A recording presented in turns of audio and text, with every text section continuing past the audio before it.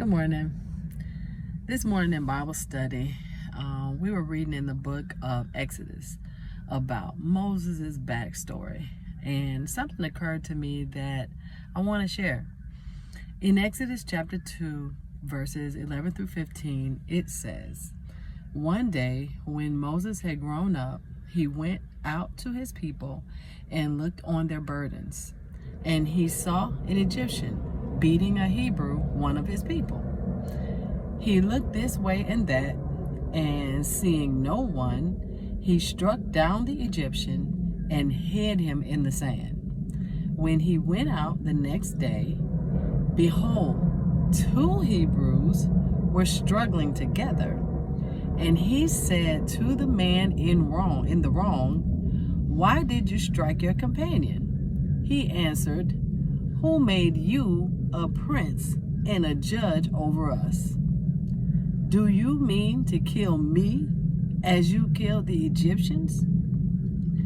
If you want to know more about Moses, or if you're not that familiar with him, let me know in the comments and I'll make another video. But the point that struck me today is that when Moses grew up, his heart was towards helping his people. He responded impulsively out of anger to defend one of his people from their oppressor, the Egyptian. But when he had returned the very next day to the same area, he saw his people abusing one another, like one of his same Hebrew people abusing another Hebrew.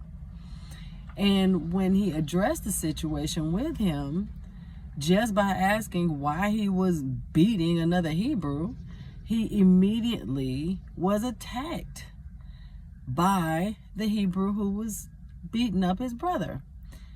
And the Hebrew totally ignored the wrong that he was doing and accused Moses of acting like he was better than him. Maybe because Moses had been brought up in the house of Pharaoh. I don't know. But you know what's wild?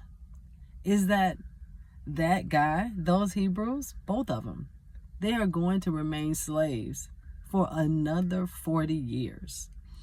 And the Lord is going to take Moses' heart to serve him and to help his people to liberate them all from slavery. He's going to use Moses to shepherd them in their self-inflicted time in the wilderness.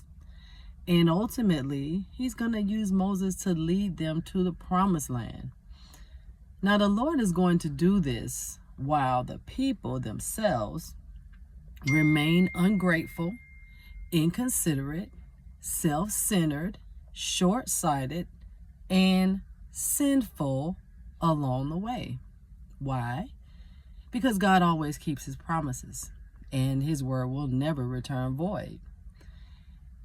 Important note, the generation that I just described, they didn't make it into the promised land because of their disobedience and ungratefulness.